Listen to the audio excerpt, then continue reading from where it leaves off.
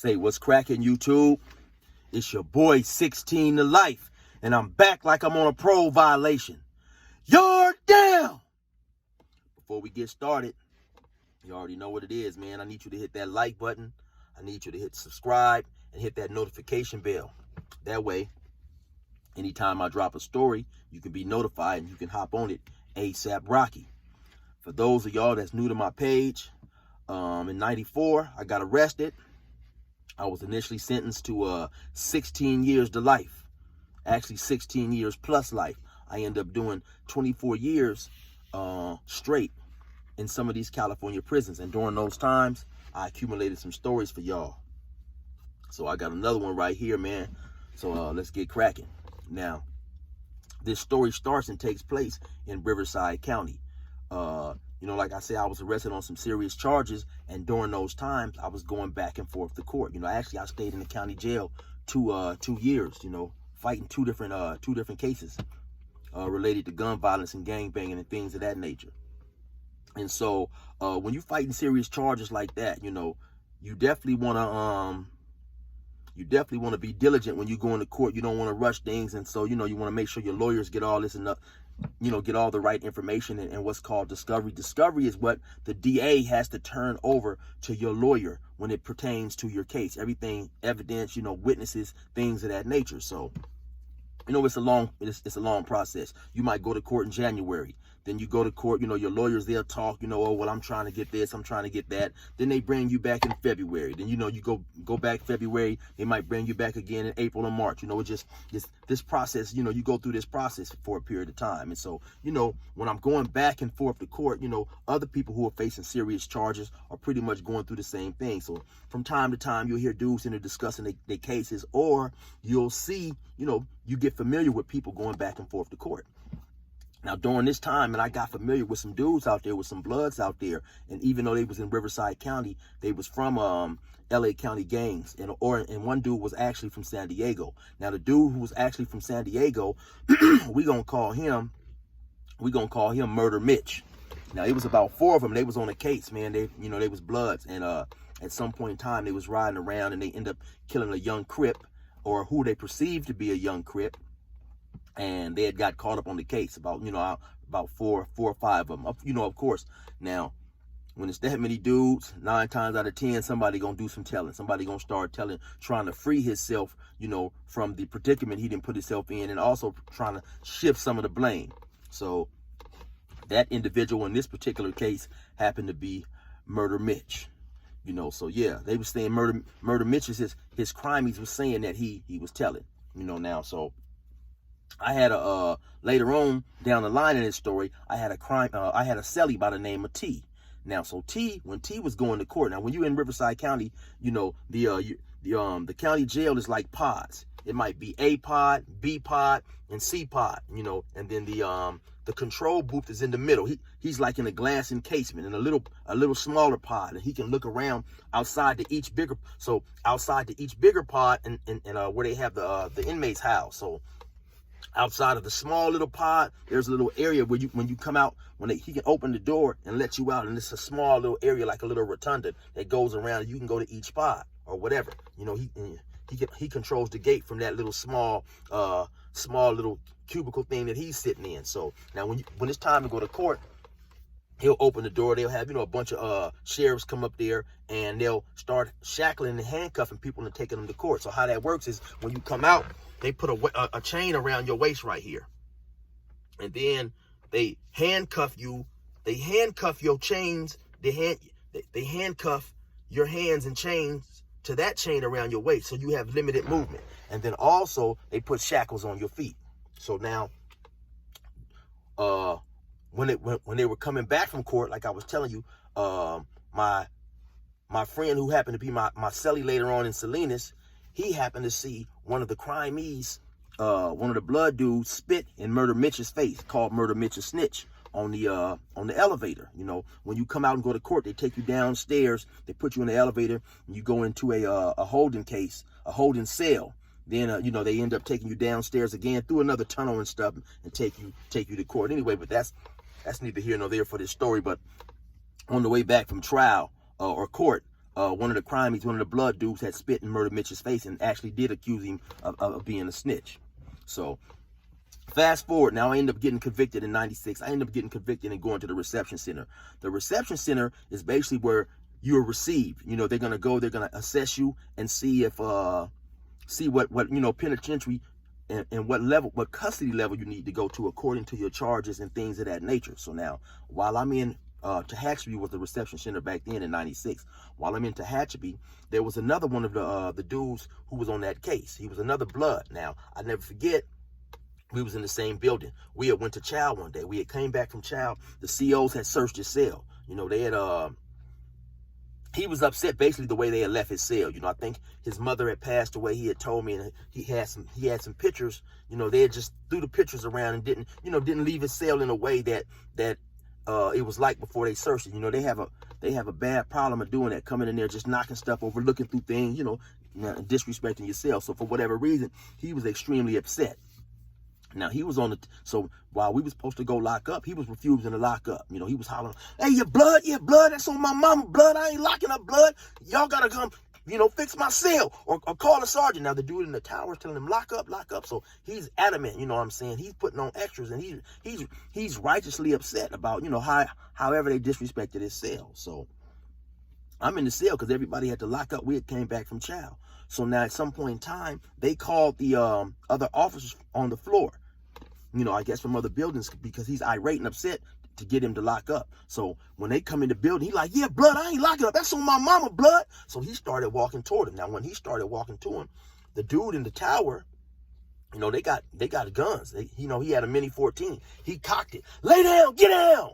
You know, and so when he cocked the gun, I'm thinking they supposed to kill the dude. But yeah, the dude laid down. And they handcuffed him, took him off. I never seen him again. I heard they end up sending him to Pelican Bay after they, you know, assessed him or whatever. And I honestly believe they done that because he got involved in that altercation. But he was also involved with those other bloods down there in Riverside County who caught this particular case. So like I say, fast forward now, I get to Salinas Valley. They when I'm from the reception center, end up sending me to Salinas Valley in 1996. Now when I get to Salinas Valley, it's D yard. I believe it was the upper yard. And so the yard is new. You know, the yard is just open. It's not even full. They still bringing people from other yards. The whole prison is new. They're bringing people from other yards and other prisons to fill this prison. So, you know, I say that to say that the yard wasn't populated yet and it was new. And so just so happened, Murder Mitch got sent up there as well. Now, so Murder Mitch, I'm knowing Murder Mitch from the county. Like I say, I didn't see his face get spit in. And so by me not being privy to what's going on, I don't really know a whole lot about this situation up to that point. But one day we outside on the basketball court and it was another blood from up north.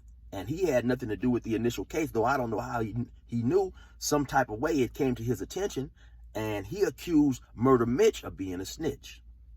And so that's where he kind of messed up right there. You know, he accused him and he didn't at that point in time, he didn't have any paperwork to back up what he's saying. You know, I was always taught that anytime you call a person a snitch, it's two things you should be doing. You should either be stabbing him or shooting him while you calling him a snitch, you know, and especially if you don't have the paperwork, then you don't label a person like that, because that's a very, very, deadly word to call a person in prison, especially back in that era, back in 1996. You know, a gang member's reputation was all he had. And outside of a child molester, being called a snitch is one of the lowest things that you can call a person in prison. So you basically forcing the dude's hand.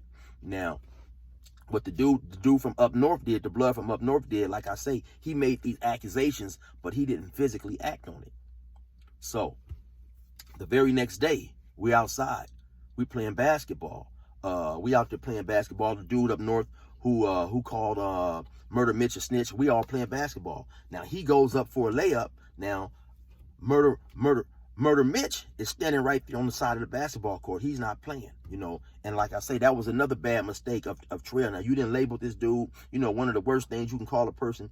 And now you're playing, you know, you're playing basketball like you just didn't, you know, disrespect that dude. And I guess in his mind, he was a snitch and he's weak. But now, you know, Some dudes may go against the grain, they may tell, but that don't necessarily mean they still not fit to fight and do what they fit to do or whatever, or, you know, if they forced into a corner. So, like I said, we on the basketball court, we playing basketball. At some point in time, I can't remember if the dude from up north went up for a layup or if he jumped up in the air to grab a rebound. But whenever he did that and wasn't paying attention, Murder Mitch came from the sideline, boom, boom, boom, stabbed him right here in the forehead.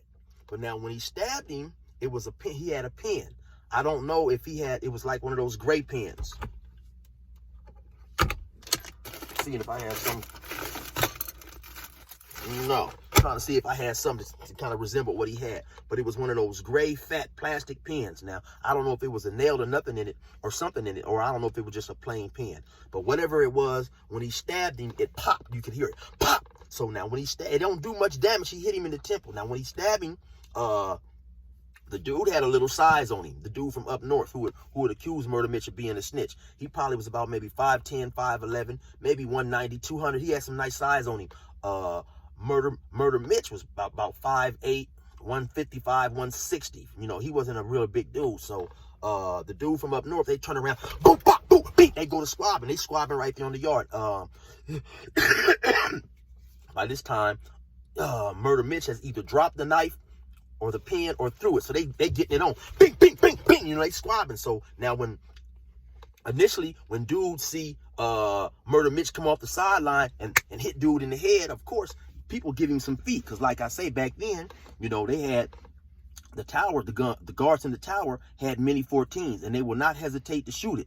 And then the cold thing about it is sometimes, you know, the fight might be right here, and you have a person 30 or 40 away sitting at a table playing dominoes or cards, and one of those dudes gets shot. You know, so that mini 14 was, you know, was definitely serious.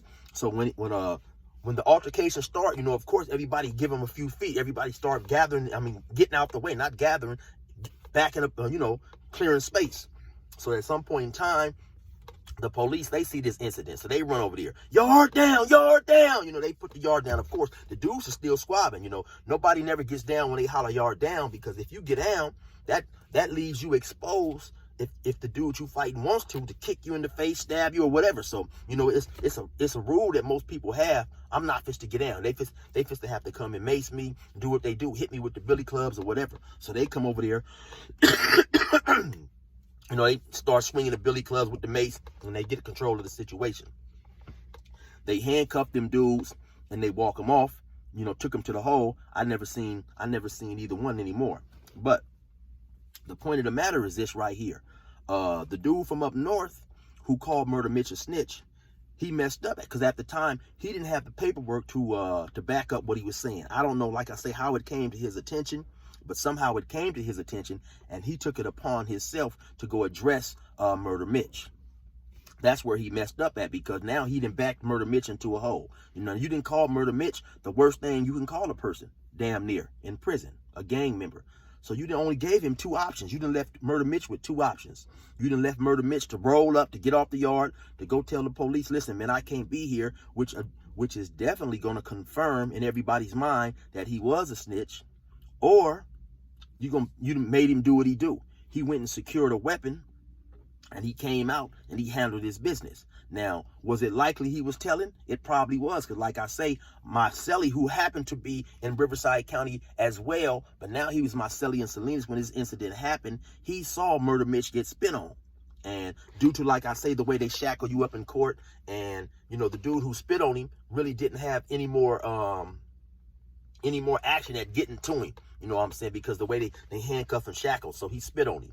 At the time, you know, according to him, Murder Mitch didn't deny the accusation or whatever. You know, they end up going to trial. I believe they end up all taking a deal. It was, like I say, it was a bunch of them, like 3 or 4 of them, 5 of them maybe, you know, who was all involved. They all ended up taking deals, not life sentences, but they all took about 18, 22 years somewhere up in there. I think actually different dudes took different time, but none of them ended up getting any life. But none of them ended up getting a life sentence, excuse me. But like I say, he had basically forced Murder Mitch's hand, you know. So when you call a person a snitch in prison, that's an extremely deadly word, man. 9 times out of 10, it's going to be some extreme violence when you make that accusation about a person. You know, it may have been lucky for the dude from up north who called Murder Mitch a snitch that the yard was just now opening. You know, the yard the prison was new, and maybe Murder Mitch didn't have better access to a better weapon. Because if he did, it may have turned out even worse than it had turned out for the dude from up north. So, you know, you definitely got to be aware that in prison, man, when you make certain accusations and you call dudes certain things, you know, you definitely should have the first and foremost, you should have the paperwork to validate what you're saying. And then the only way you should even bring it to a person's attention is when you're getting physical with him. You know, you shouldn't make that accusation and walk off and leave yourself vulnerable to be attacked like the dude from up north, like the up north dude did. I guess that was probably a lesson to him, you know, to next time, you know, you got to act on a situation. Because like I said earlier, just because a dude has done something that's deemed cowardly, like snitching, doesn't necessarily mean he's lost all the fight in him, especially in an environment like back then, level 4, 180. The dude got, you know, 16, 18, 22 years. You know, he ain't going home no time soon. You forced his hand. You know, you basically made him try to prove that he wasn't, you know. So don't ever do no shit like that. You know what I'm saying? Don't ever basically degrade a man like that and not act on the situation. So anyway, I hope y'all like that story. Y'all already know what time it is, man. Resume normal program.